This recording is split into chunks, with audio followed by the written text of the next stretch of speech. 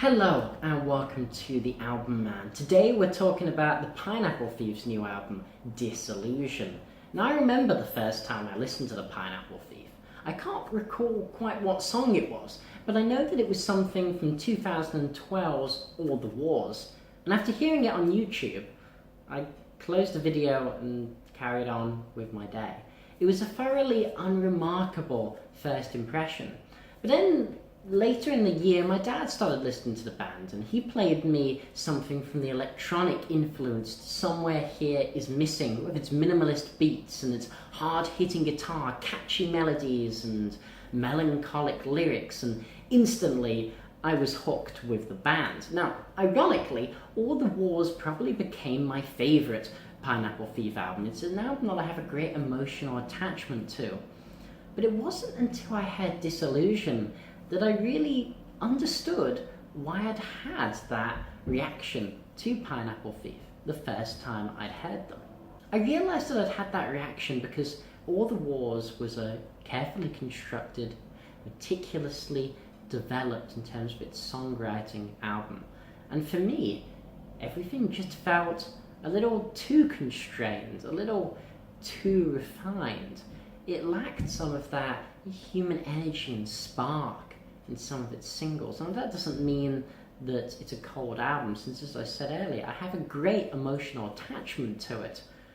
But Dissolution is the album where the band really opens up, where everything feels looser, unsteady, as if the song could break at any moment. And this makes it so much more of an exciting, visceral, and energetic experience. If someone asked me to describe Dissolution in 3 words, those words would be energy, spark, and excitement. And you may think, well, they're all kind of synonyms, really just describing it in one. But that is what describes this album best in the context of Pineapple Thief's discography. You see, we go back to 2014 with Magnolia. And that was an album that I found pretty disappointing. A collection of 3 to 4 minute mid-paced songs that went from quiet to loud, and it got repetitive fast. But then in 2016, things were really shaken up. Your Wilderness came out, and this had the new addition of Gavin Harrison on drums. He was the drummer of Porcupine Tree, another band with the initials PT. And those of us who have already heard him with them, or perhaps even with King Crimson live, as I was fortunate enough to do so, will be fully aware of his incredible chops and rhythmic delight which he just brings to a song. And on Your Wilderness, the band sounded so much more lively than they had done in years, with Gavin really starting to shake up the way that they approach their songs. But Gavin on that album wasn't involved in the songwriting from the beginning, and in some ways it can tell. Now, I like Your Wilderness an awful lot, but it was more of a refinement than it was an evolution for the band. Dissolution, on the other hand, seems like the full introduction of Gavin as a band member, and his presence has just completely changed the way that the Pineapple Thief writes their songs, in terms of structure and composition in particular.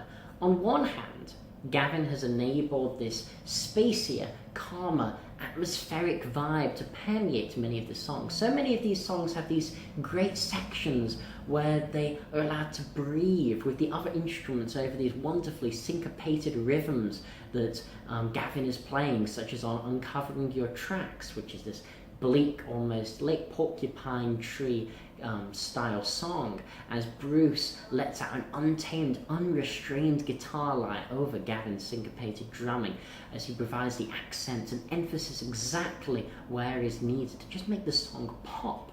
But on the other hand, as well as creating space as a drummer, he can also make some of the songs feel more oppressive and more urgent. And I don't mean oppressive in terms of it being brick walls in terms of production, like Metallica's Death Magnetic. Bruce has done, as usual, a wonderful job on the production. But it feels oppressive and urgent in just a wonderful way.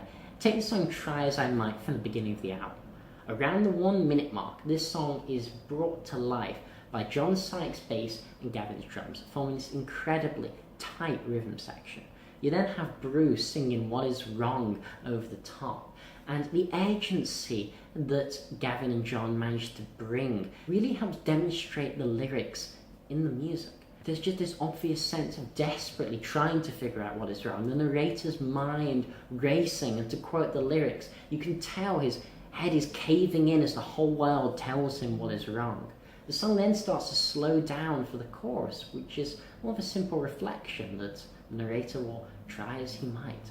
Balancing the frantic and the calm is what really lifts this song and lifts the band from delving into tonal monotony, accentuating the melancholic richness of Bruce's voice. Another example, but of the more oppressive aspect, is far below. Bruce sings "There is no way back," and Gavin's drumming really makes it feel as if that's the case. The pace of the song seems to be galloping away from the lead instruments all the time. There's no room to pause or reflect or to go back. It's getting away. You're falling deeper. You're falling far below.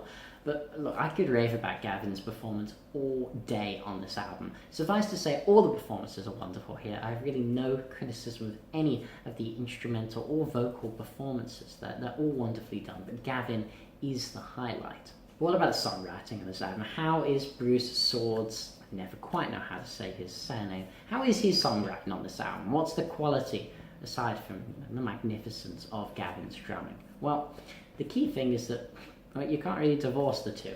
Bruce and Gavin just feed off each other so much on this album, and I would say it takes a darker tone than the previous albums. Maybe not quite as dark as the album cover had suggested. The last three albums have all had predominantly blue covers, which I guess is a good colour to convey that kind of melancholic but not super sad tone. But here the cover looks very depressing, the theme of disconnection and disillusion and being alienated from the world around you. With an album cover like this could almost be a sequel to Fear of a Blank Planet by Porcupine Tree. I mean, I wouldn't say it was that dark, but it is certainly heavier in many places, and even a bit more classically proggy with some of the extended instrumental passages in the middle. I mean, take again Far Below, which I do feel is the highlight of the record. Terrific crescendo, elongated keyboard-driven middle section, these excellent vocal harmonies, particularly towards the end.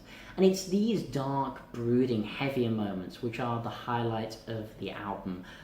All that you've got is another of these tracks. It's an up-tempo rocker, huge chorus, but the latter section has this crazy, heavy bass section with a swelling guitar tone, and everything just sounds so dissonant and crazy. As I alluded to earlier, everything sounds so unstable, like the song could just fall apart and disintegrate at any second. That makes for such a riveting experience. Gone is the restraint, the pop-like sheen of an album like All the Wars. Though there are still hints of that. I mean, the final track, Shed a Light, which is one of my favourites on the album. It's the sublimely beautiful, classically Pineapple Thief song with that balance of light acoustic guitar and heavier electric sections, and it's just divine.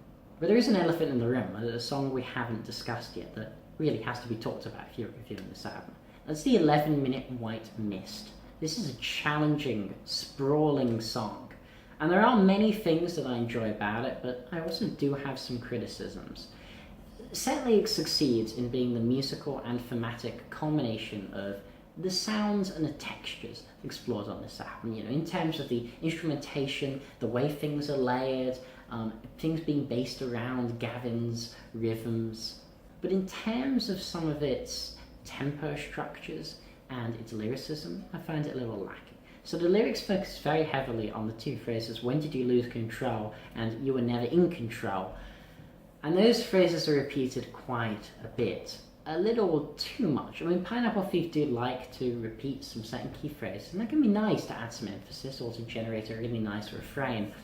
But here you do get a little bit too sick of hearing those phrases. You just kind of wish there was an extra refrain across the course of the 11 minutes brought in there to kind of spice things up a bit. And then structurally, I just find it one of the more lackluster pieces on the album. I find that it lacks some spark and drive of some of the earlier tracks in the album. A lot of it plods along at just a kind of the same pace, and you feel that a lot more because it's an 11-minute song.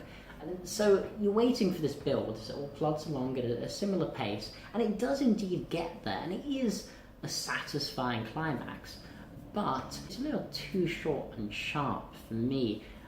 you kind of want it to start going somewhere else from that, instead of that just being the end of the song. It feels a little bit too abrupt, I guess. Now, this is not to criticise White Mist too much. I certainly enjoy it. I see it's a really key part of the album. I'm not quite sure, though, it's as good as previous longer pieces, such as The Final Thing on My Mind from Your Wilderness, which was a particular highlight from the album for me, or Reaching Out from All the Wars off the top of my head. Still, this is an album which shows a band reinvigorated and just sounding as good as they've ever done, honestly. This is an album I'd recommend not just to prog fans or to Pineapple Thief fans, or hell, even to Porcupine Tree fans if you're like, oh, Gavin Harrison project. Just to any rock fan that sounds interested in a varied, nuanced, and just richly textured record. This is a really nice introduction to the Pineapple Thief. I think especially if your background is more in heavier forms of music, but even if your background is, more in just classic rock or things, I think you find a lot to like here. There are some moments, such as White Mist, which are a little lacking in places, but still, this is a strong 8.5 out of 10. Definitely one of the highlights of the year so far, and if you're a prog fan, you really gotta hear this one. This has been The Album Man. Thanks for watching, comment, rate, subscribe, and as usual, long live rock and roll.